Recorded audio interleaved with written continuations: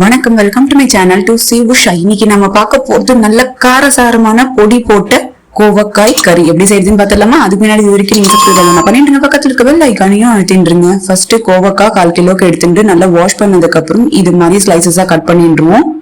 இதுக்கு ஒரு பொடி ரெடி பண்ணிப்போம். மிக்ஸி ஜார்ல 5 டேபிள் ஸ்பூன் அளவுக்கு கொப்பரையை சேர்த்துக்கலாம். 3 டேபிள் ஸ்பூன் அளவுக்கு பொட்டுக்கடலையை சேர்த்துப்போம். 1/4 ஸ்பூனுக்கு பெருங்காய பொடி, 1/2 ஸ்பூன் உப்பு, 1 ஸ்பூன் மிளகாய் பொடி, ஒரு சின்ன பீஸ் புளியை சேர்த்துட்டு நைஸா அரைச்சி எடுத்துன்னு வந்துடும். அரைச்சின்னு வந்தது இப்படி இருக்கும். இது ரெடியா இருக்கு. இப்போ அடுப்புல பேன் வச்சுட்டு 2 டேபிள் ஸ்பூன் அளவுக்கு எண்ணெயை விட்டுப்போம். 1/2 ஸ்பூன் கடுகு, 2 காஞ்ச மிளகாய், கொஞ்சோண்டு கருவேப்பிலையை சேர்த்துக்கலாம்.